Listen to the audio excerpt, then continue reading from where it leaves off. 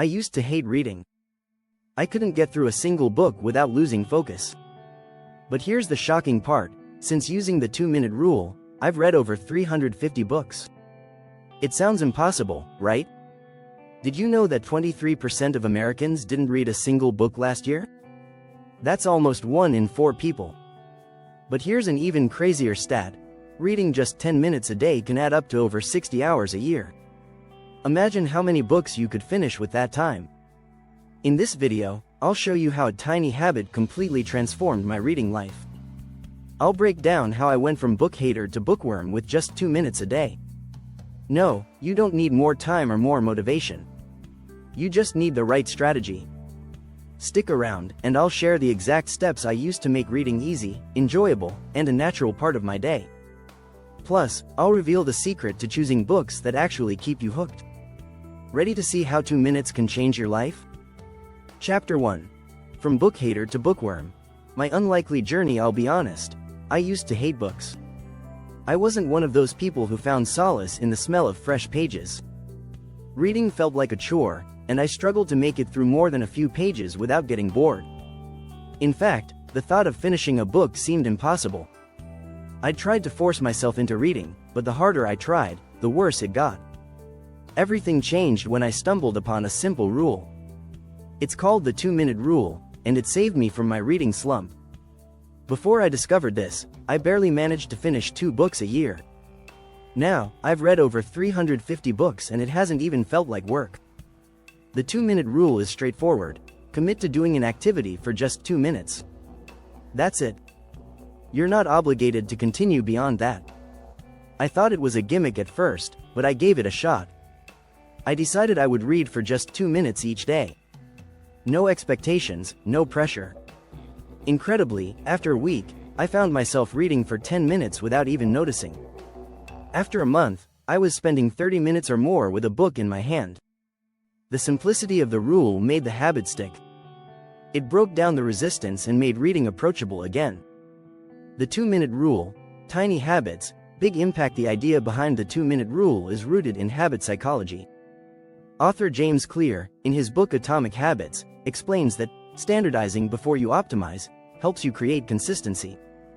You're not focused on speed or volume, just on showing up. And that's where most people fail. They try to run before they can walk. The science is simple: when we lower the barrier to starting, we're more likely to follow through. The 2-minute rule is perfect because it's too easy to say no.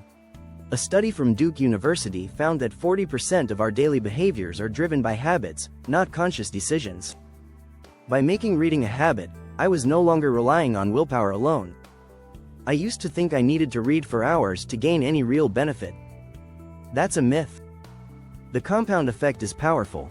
Reading just 10 minutes a day adds up to over 3,650 minutes per year. That's 60 hours of reading. It's no wonder I went from hating books to devouring them. Another interesting fact? A Pew Research Center study found that 23% of Americans haven't read a book in the last year. Many people want to read more but feel overwhelmed by time or motivation. The 2-minute rule destroys that mental block. If you're enjoying this journey with me, hit that subscribe button. Join our community for more tips on transforming your life through small changes. Chapter 2. Breaking the "I don't have time" myth. We've all said it: I don't have time. But here's the truth: most of us have more time than we think. The average American spends more than 5 hours a day watching TV or using a phone. Even if you cut out just a fraction of that, you'd have plenty of time for reading. One of the best things about the 2-minute rule is that it works within your existing schedule. You don't need to carve out an hour. Just 2 minutes, while waiting for your coffee to brew or during your commute. Audiobooks totally count. It's all about taking advantage of small pockets of time. When I started reading for just 2 minutes, I noticed how often I'd waste time on things that weren't important. Suddenly, instead of mindlessly scrolling through social media, I'd pick up a book. I wasn't finding time to read. I was creating it by using my time more intentionally. According to the Wall Street Journal, people who claim they don't have time to read often overestimate how long they'd need to sit down with a book. But starting small with a 2-minute goal takes away the overwhelm. It's not about reading for hours, it's about reading consistently. The truth is, the 2-minute rule gave me the confidence to pick up a book every day. I started to look forward to those tiny moments of reading. And over time, it became a natural part of my routine. Chapter 3. Mastering the Art of Book Selection. No more boring reads. One of the biggest mistakes I made early on was picking books that bored me to death. I thought I had to read certain, important books to be a better reader. I couldn't have been more wrong. What I learned is that book selection is everything. If you're not interested in what you're reading, it's going to feel like torture. I stopped picking books based on what I thought I should read and started choosing ones I was genuinely curious about. If I wasn't into the book after 20-30 pages, I moved on without guilt. This simple shift made reading enjoyable again. And guess what? Studies show that people who enjoy reading are more likely to stick with it. The key is finding books that grab your attention. There's a quote from Naval Ravikant that stuck with me: "Read what you love until you love to read." That's exactly what I did.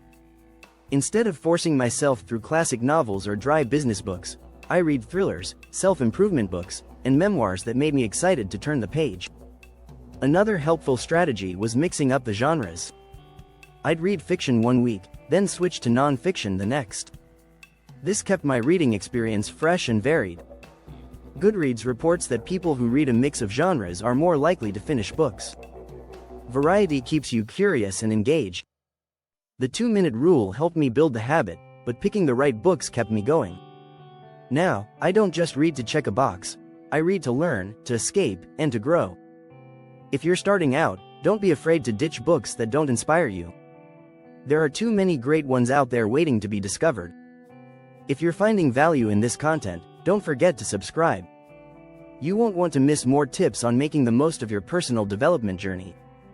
Chapter 4. Momentum Magic. How 2 minutes became 30. Let me tell you about the magic of momentum. When I first started reading for 2 minutes a day, it was easy to stick to. But here's what's amazing. Those 2 minutes almost always turned into 10, then 20, and eventually 30 minutes or more. The power of momentum is often underestimated. It's like rolling a small snowball down a hill. At first, it's tiny and slow. But as it picks up speed, it grows bigger and faster. That's exactly what happens with habits like reading. Once you start, it's hard to stop. According to the Zeigarnik effect, our brains have a natural desire to finish incomplete tasks. So, when you start reading, even if it's just for 2 minutes, your brain pushes you to continue until you've completed the chapter or section. It's like a little nudge to keep going. I realized that setting small goals, like, "I'll just finish this page," made it easier to keep reading. And before I knew it, I had spent 30 minutes absorbed in the book. The key here is that you're not forcing it. You're letting your mind naturally build momentum. In his book Deep Work, Cal Newport talks about the importance of focused time. Even short periods of deep focus, like reading for 20 or 30 minutes, can have a significant impact on your brain's ability to absorb information. The 2-minute rule helped me build up to those longer, more focused sessions. What started as a small daily habit became a powerful practice. And the best part? It never felt like a chore. I wasn't pushing myself to read longer, I was being pulled into the flow of the book. That's the beauty of momentum. Chapter 5. Becoming your own book mentor. From consumption to action, reading is great, but if you're not applying what you've learned, it can feel like mental junk food. After reading hundreds of books, I realized that the real value isn't just in consuming information, it's in using it to make meaningful changes in your life. I started taking notes while I read. Nothing fancy, just simple highlights or quick summaries of key points. This helped me remember what I was reading and apply it to my daily life. For example, after reading The Power of Habit by Charles Duhigg, I used his strategies to develop better routines, like waking up earlier and exercising regularly. According to Forbes, most people forget up to 80% of what they read within a week. That's a huge waste of time if you're not actively trying to retain and apply the information. By taking notes and reviewing them later, I could cement the knowledge in my mind. Another trick I picked up was discussing books with friends or online communities. It's like having a mini book club. Talking about what you're reading not only helps reinforce the ideas but also gives you new perspectives. As Dale Carnegie once said, knowledge isn't power until it is applied. So, if you enjoyed these insights and want to continue this journey of personal growth, hit that subscribe button. Join our community for more tips, tricks, and inspiration on embracing a life filled with learning.